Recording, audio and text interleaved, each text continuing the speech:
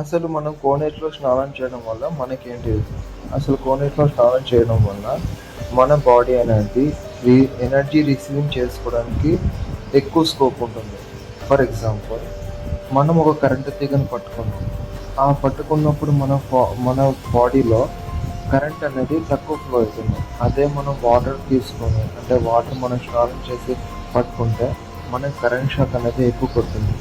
In the same way అలాగనే మనం ఎప్పుడైతే కోనేటిలో స్నానం చేసి వెళ్తామో మన బాడీలో ఉన్న పార్ట్స్ అన్నీ యాక్టివేట్ అయ్యి మన బ్లడ్ కూడా సర్క్యులేట్ అయ్యి సో బాడీ అనేది రెడీగా హెవీగా పాజిటివ్ ఎనర్జీ తీసుకోవడానికి రెడీగా ఉంటుంది.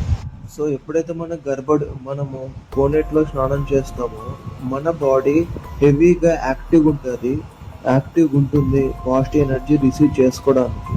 సో ఎప్పుడైతే మనం గుడిలోకి వెళ్తామో గుడిలో వెరీ వెరీ పవర్ఫుల్ థింగ్ అనేది దేవుని యొక్క విగ్రహం. ఎందుకంటే టెంపుల్ యొక్క ఆర్కిటెక్చర్ వల్ల, టెంపుల్ యొక్క పాజిటివ్ ఎనర్జీ వల్ల ఎప్పుడైతే మంత్రాలు చదువుతారో ఆ స్టాచ్యూకి అనేది పాజిటివ్ ఎనర్జీ రిపల్స్ అవుతూనే ఉంటుంది.